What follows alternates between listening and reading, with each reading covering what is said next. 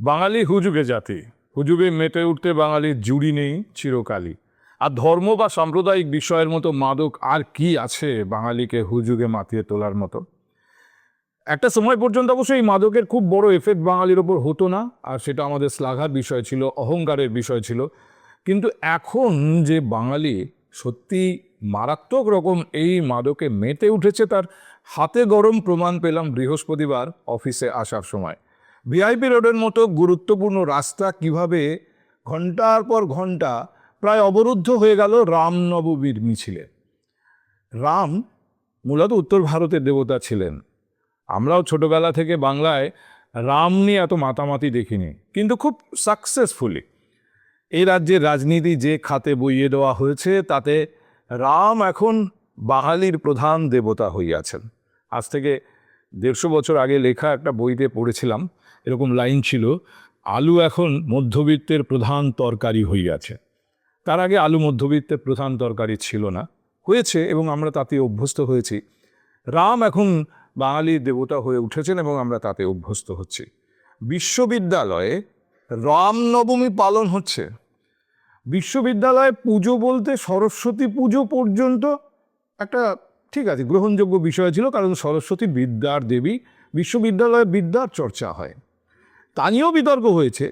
কিন্তু রামনবমী পালন যাদবপুর বিশ্ববিদ্যালয়ে যত দিন যাচ্ছে তালিকায় নিম্নগামী, কলকাতা বিশ্ববিদ্যালয়ে তলিয়ে গেছে পড়াশুনোর যে মেধা কেন্দ্রিক যে তালিকা, সেখানে রামনবমী হচ্ছে। রামনবমীতে গিয়ে ছাত্রছাত্রীরা অংশগ্রহণ করছে, এই জিনিস আমাদের দেখতে হয়েছে বা হচ্ছে।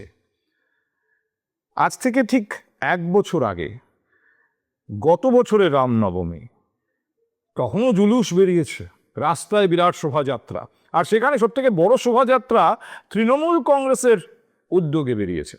এবারে অবশ্য তৃণমূল কংগ্রেসের উদ্যোগ কম, কারণ রাম থেকে তৃণমূল কংগ্রেসের সেন্টার অফ গ্র্যাভিটি শিফট করে গিয়েছে জগন্নাথে।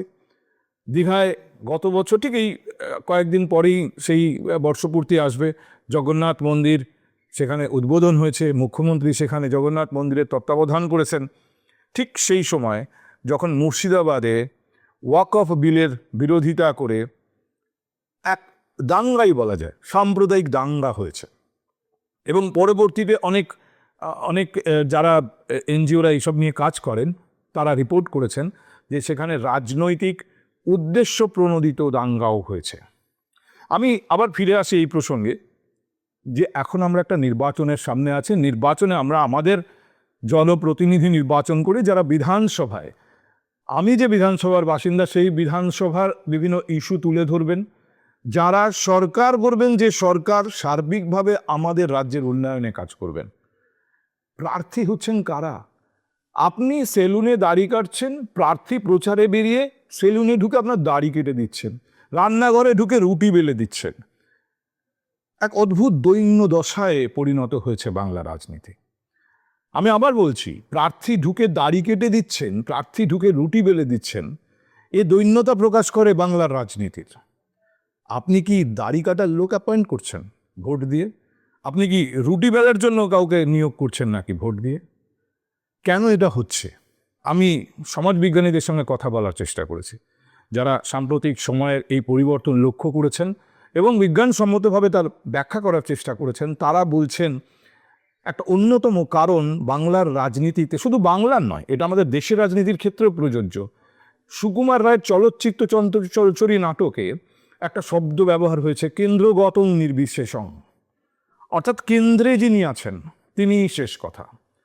আপনার এলাকার যিনি প্রার্থী, তার কোয়ালিফিকেশন এটা নয় যে তিনি এলাকা চেনেন, তার কোয়ালিফিকেশন এটা নয় তিনি এলাকার বাসিন্দাদের চেনেন, সমীকরণ জানেন, কোন এলাকায় কোন ধরনের বাসিন্দা, কি আর্থিক ক্ষমতা সম্পন্ন, সক্ষমতা সম্পন্ন, বা কোন সম্প্রদায়ের, সেখানে কোন কোন ইস্যু, সামাজিক ইস্যু সব থেকে বেশি গুরুত্বপূর্ণ, কোথায় লোকে জল পাচ্ছেন না, কোথায় লোকে রেশন পাচ্ছেন না, ইম্পর্টেন্ট নয়। ইম্পর্টেন্ট তিনি কেন্দ্রের অনুগত কিনা, কেন্দ্রে যিনি রয়েছেন তার সঙ্গে তার সম্পর্ক কেমন, তিনি জো হুজুর কিনা। কারণ সিদ্ধান্ত সবসময় কেন্দ্র নেবেন, তিনি শুধু হ্যাঁ আপনি ঠিক বলেছেন বা নিশ্চয়ই তাই হবে জাতীয় শব্দ ব্যবহার করবেন। এর বেশি তার কোনো দায়িত্ব নেই। শুধু এই গুণটা থাকলেই তিনি প্রার্থী, এবং সেই জন্যেই তিনি জনতার কাছে গিয়ে যখন প্রমাণ করতে চাইছেন মোর নাম এই বলে খ্যাত হোক আমি তোমাদেরই লোক, তিনি দাড়ি কেটে দিচ্ছেন, তিনি রুটি বেলে দিচ্ছেন, কারণ এর থেকে বেশি তার পক্ষে কিছু বলা বা দেখানো সম্ভব নয়। নেতা সদৃশ আর কোনো গুণ তার ভেতরে হয়তো নেই, কিন্তু তিনি কেন্দ্রের অনুগত এবং কেন্দ্রের ফেভারিট, যার জন্য তিনি প্রার্থী।